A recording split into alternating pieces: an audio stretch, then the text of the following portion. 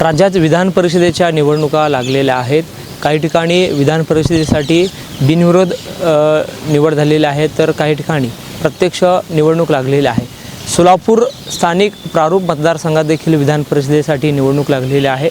नेमकी विधान परिषदेची ही जी निवडणूक आहे ती इतर निवडणुकींपेक्षा कशी वेगळी आहे या संदर्भात थोडक्यात मी माहिती देणार आहे। ज्या पद्धतीनं विधानसभा निवडणुका असतात, लोकसभा निवडणुका असतात किंवा स्थानिक स्वराज्य संस्थेच्या निवडणुका असतात, यामध्ये प्रत्यक्ष नागरिक मतदार आपला लोकप्रतिनिधी निवडून देतो। मात्र विधान परिषदेमध्ये तसा नसतो। विधान परिषदेमध्ये निवडून आलेले लोकप्रतिनिधी त्या उमेदवाराला निवडतात आणि विधान परिषदेमध्ये पाठवतात।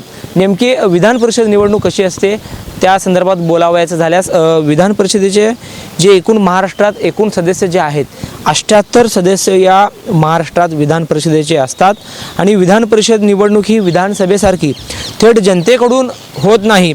यात वेगवेगळ्या मतदार गटांद्वारे सदस्य निवडले जातात। आता ज्यामध्ये 78 सदस्य विधान परिषदेचे असतात, आमदार असतात, त्यापैकी 30 जे सदस्य आहेत विधानसभेचे जे आमदार मतदान करून निवडतात, त्यानंतर 22 जे सदस्य आहेत त्यामध्ये स्थानिक स्वराज्य संस्थांचे सदस्य जसे की महापालिका असेल, नगरपालिका असेल, जिल्हा परिषद, पंचायत समिती इत्यादी लोकप्रतिनिधी मतदान करून निवडतात। 7 सदस्य नोंदणीकृत पदवीधर मतदार निवडतात आणि इतर जे 7 सदस्य आहेत ते नोंदणीकृत शिक्षक मतदार निवडतात आणि 12 सदस्य जे आहेत राज्यपाल विविध क्षेत्रातील तज्ञ व्यक्तींना नामनिर्देशित करतात। हे झालं राज्याचं। तर एकंदरीत विधान परिषदेचे जे उमेदवार निवडून आल्यानंतर त्यांचा कार्यकाळ किती असतो, विधान परिषदेच्या आमदारांचा कार्यकाळ किती असतो, तर तो कार्यकाळ जो आहे तो 6 वर्षाचा असतो आणि विधान परिषद कधीही बरखास्त होत नाही। जसं विधानसभा दर 5 वर्षांनी किंवा आणीबाणीच्या काळात बरखास्त होते, तसं विधान परिषद ही कधीही बरखास्त होत नाही। दर 2 वर्षांनी 1/3 सदस्य निवृत्त होतात आणि त्या जागांसाठी ही निवडणूक होते, त्यामुळे याला द्विवार्षिक निवडणूक देखील म्हणतात। यात महत्त्वाचं म्हणजे सर्वसामान्य नागरिक मतदान करू शकतात का, तर त्याचे उत्तर आहे नाही। सर्वसामान्य मतदार थेट मतदान करू शकत नाही। फक्त संबंधित मतदारसंघातील पात्र मतदार, जसे की आता समजा सोलापूर जिल्ह्यासाठी विधान परिषदेची निवडणूक होत आहे, तर सोलापूर जिल्ह्यात जितके आमदार असतील विधानसभेचे ते या ठिकाणी मतदान करतात।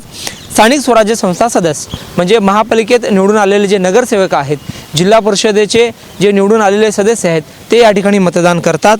त्याच पद्धतीनं नोंदणीकृत पदवीधर किंवा शिक्षक आमदार हे देखील मतदान करतात आणि एकंदरीत सोलापूर स्थानिक प्राधिकरण मतदारसंघातील विधान परिषद निवडणुकीत सामान्य जनता नाही तर स्थानिक स्वराज्य संस्थेचे निवडून आलेले सदस्य मतदान करतात। आणि गेल्या काही दिवसांपासून सोलापूरमध्ये देखील तुम्ही पाहत आहात की भाजपकडून राजेंद्र राऊत यांना उमेदवारी देण्यात आलेली आहे, तर दुसरीकडे राष्ट्रवादी काँग्रेस पार्टी शरद पवार गटाकडून वसंत नाना देशमुख यांच्या दोघांमध्ये ही लढत होणार आहे आणि 18 जूनला विधान परिषदेसाठी मतदान होणार आहे आणि हे मतदान टपाली मतदानाद्वारे होणार आहे। त्यासाठी तहसील कार्यालय असेल किंवा नियोजन भवन असेल सोलापूरचे या ठिकाणी तयारी या ठिकाणी करण्यात आलेली आहे।